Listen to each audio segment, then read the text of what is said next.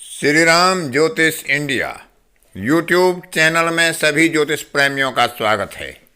आज का विषय है वर्ष 2021 धनु राशि के जातकों के लिए कैसा रहेगा, इस बारे में विचार करेंगे।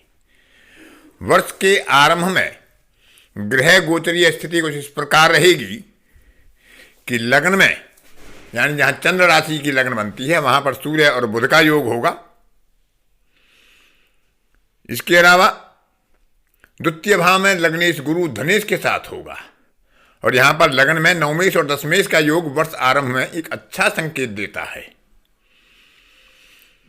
पंचम भाव में मंगल स्वराशि का, छठे भाव में राहु उत्तम स्थिति के लिए प्रयास कराएगा, लेकिन अष्टम भाव में अष्टमेश कहीं ना कहीं स्वास्थ्य संबंधी बाधाएं दे सकता है। आर्थिक क्षेत्र में कुछ सामान्य उतार चढ़ाव दे सकता है, लेकिन धनेश और लग्नेश गुरु और शनि की दृष्टि कहीं ना कहीं कुछ शुभ संकेत भी दर्शाएगी। 12वें भाव में लाभेश का होना व्यय पर नियंत्रण रखने के लिए परम आवश्यक होगा, क्योंकि लाभेश का व्यय में जाना व्यय के संकेत दर्शाता है। हालांकि व्यय भाव का स्वामी पंचम भाव में है, तो कहीं ना कहीं व्यय पर नियंत्रण रख सकते हैं, लेकिन शुक्र के साथ केतु भी है और केतु ध्वजा होता है, जिसके साथ बैठता है उसके फलों को बढ़ाता है। तो इस प्रकार से ग्रह गोचरीय स्थिति पर शनि की 7.5 उतरती हुई बनी रहेगी। वर्ष पर्यंत राहु और केतु भी छठे और 12वें भाव में गोचर करेंगे। गुरु जो राशि स्वामी हैं और चतुर्थेश होंगे, द्वितीय भाव में शुभ फल देते हैं, लेकिन तृतीय भाव में उनका फल कमजोर होता है। तो इस प्रकार से विचार करते हैं कि हर क्षेत्र में अलग अलग क्या क्या प्रभाव धनु राशि के जातकों को वर्ष 2021 में देखने पड़ सकते हैं या प्राप्त हो सकते हैं। उतरती हुई 7.5 होने के कारण जो पीछे के 7.5 में कुछ अधिक कष्ट रहे होंगे, उतना उसमें नहीं होता है। कुछ राहत भी मिलती है, कुछ प्राप्ति भी होती है। लेकिन गुरु का द्वितीय भाव में गोचर होना, धनेश के साथ गोचर होना आर्थिक स्थिति के लिए अच्छा है। फिर भी जो ग्रह गोचर दिखलाई देता है, उसके आधार पर कह सकते हैं कि स्वास्थ्य की दृष्टि से स्थिति कुछ मध्यम रहेगी। हालांकि छठे भाव का राहु अनिष्ट निवारक बनेगा। फिर भी लग्नेश का नीच राशि में कमजोर होना और अष्टमेश की उस पर दृष्टि होना स्वास्थ्य के पक्ष को कमजोर दर्शाता है। अतः आहार विहार पर, खान पान पर नियंत्रण रखना चाहिए। और यदि कोई व्यक्ति दीर्घकालिक किसी रोग से पीड़ित हैं, उन्हें विशेषकर अपने पथ्य का, परहेज का और औषधियों का नियमित रूप से सेवन करने का विचार रखना चाहिए। सावधानी रखना उनके लिए बहुत ही आवश्यक है। औषधि समय से लें, अपने पथ्य आदि का पालन करते रहें। आर्थिक दृष्टि से यह वर्ष गत वर्ष की अपेक्षा बेहतर परिणाम देने की स्थिति में होगा, जब तक भी गुरु द्वितीय भाव में यानी मकर राशि में शनि के साथ गोचर कर रहे होंगे। अप्रैल से सितंबर तक के मास में और उधर फिर नवंबर के बाद जो तृतीय का गोचर होगा, वह जरूर धन संबंधी मामलों में कुछ कमजोर परिणाम दे सकता है। लेकिन आय पक्ष में इस वर्ष में वृद्धि के संकेत हैं, तो व्यय पर भी नियंत्रण रखना संभव होगा। फिर भी निवेश के लिए यह वर्ष बहुत अनुकूल नहीं है, इसलिए अधिक जोखिमपूर्ण निवेश से बचना चाहिए। निवेश किया भी जाए तो अपनी स्थिति के अनुसार, क्षमता के अनुसार और सोच समझकर, बहुत बड़े जोखिम में नहीं पड़ना चाहिए। व्यापारी वर्ग के लिए यह वर्ष कुछ मिला जुला परिणाम देने वाला है। इस समय में उधार देने और ऋण लेने से बचना ही चाहिए, यथासंभव जितना बचा जाए। हाँ, गत निवेश जो किया होगा किसी व्यक्ति ने, तो इस वर्ष में उसका अपेक्षित परिणाम या समुचित लाभ जातक को प्राप्त हो सकता है। लेकिन यह वर्ष विशेषकर निवेश की दृष्टि से शुभ नहीं है। आर्थिक दृष्टि से कुछ अच्छे परिणाम अवश्य मिलेंगे, बंधु बांधवों के लिए भी थोड़ा पक्ष कमजोर रहेगा, लेकिन बंधु बांधवों से फिर भी सहयोग मिलेगा। लेकिन मित्र वर्ग के लिए थोड़ा पक्ष कमजोर होगा। धन संचय में कहीं ना कहीं कुछ ना कुछ बाधा अवश्य आ सकती है, क्योंकि लाभेश 12वें गया हुआ है, केतु के साथ गया है और उस पर व्ययेश मंगल की दृष्टि भी है। तो व्यय पर नियंत्रण संभव होगा, लेकिन फिर भी यथासंभव अनावश्यक व्यय पर नियंत्रण रखना ही चाहिए। नौकरी पेशा वर्ग के लिए यह वर्ष मानसिक रूप से थोड़ा कमजोर अवश्य रहेगा, लेकिन आर्थिक रूप से फलदायी रहेगा।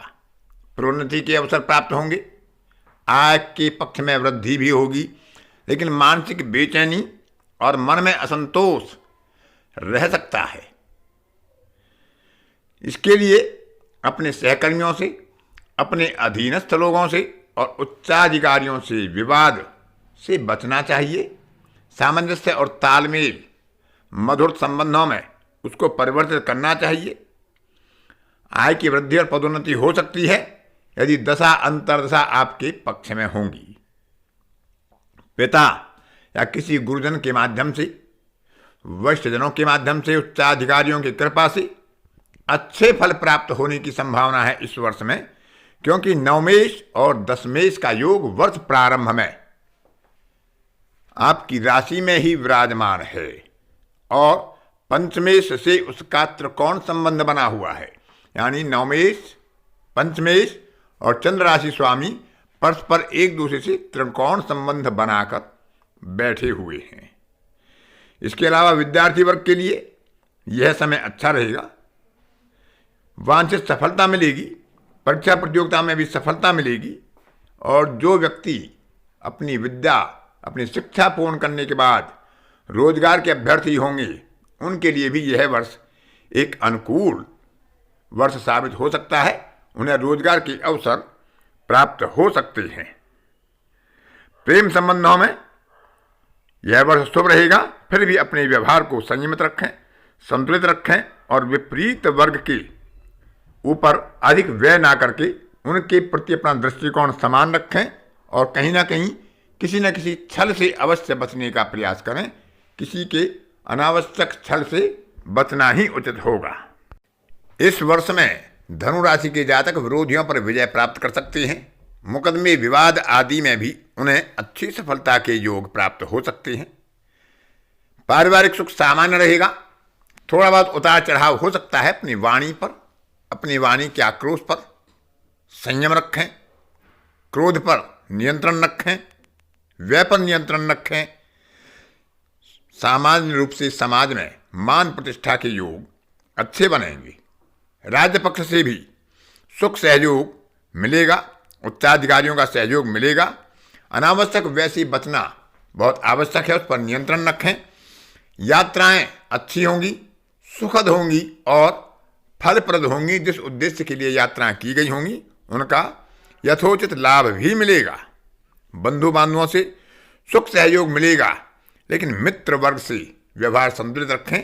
आपस में मनमुटाव से बचें, अशुभ प्रभाव से बचें, एक दूसरे का सहयोग करें, क्योंकि यहाँ पर एकादश भाव का स्वामी जो 12वें भाव में बैठा है, तो लाभ अच्छे होंगे, क्योंकि लाभ भाव का स्वामी अपने से धन भाव में है, लेकिन केतु के साथ है, व्यय भाव में है, तो व्यय के संकेत भी अधिक बनते हैं। इसलिए व्यय पर नियंत्रण रखना चाहिए, क्योंकि व्ययेश की भी व्यय भाव पर दृष्टि है। तो जो ग्रह अपने भाव को देखता है, अपने भाव की वृद्धि ही करता है।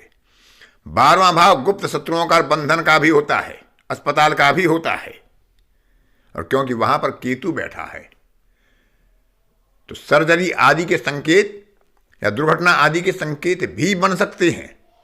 इसलिए इस कालखंड में इन अशुभ प्रभावों से बचने के लिए भगवान भोलेनाथ की शरण में उनकी आराधना कर सकते हैं, उनके दर्शन कर सकते हैं, महामृत्युंजय मंत्र का जप कर सकते हैं, क्योंकि आर्थिक स्थिति से यह वर्ष आपके लिए अच्छा है, प्राप्तियों के लिए अच्छा है, लेकिन स्वास्थ्य के दृष्टिकोण से और अनावश्यक व्यय के दृष्टिकोण से यह वर्ष कुछ कमजोर पक्ष दर्शाता है। अतः अपने व्यवहार पर नियंत्रण रखें, आहार विहार पर, खान पान पर नियंत्रण रखें। अपनी वाणी के आक्रोश पर, क्रोध पर नियंत्रण रखें। सोच समझ कर निर्णय लें। पथ्य और परहेज करें और यात्रा आदि में भी अपनी गति पर नियंत्रण रखें। दुर्घटना आदि से बचाव रखें। और यदि ऐसी कोई परिस्थिति आती है तो दशा अंतरदशा के आधार पर जिस ग्रह का अशुभ प्रभाव हो उसके जप आदि कराएं। आज की कक्षा में इतना ही। अन्य किसी कक्षा में फिर किसी नए विषय पर आपसे मुलाकात होगी। तब तक के लिए अपनी वाणी को विराम देता हूं। धन्यवाद।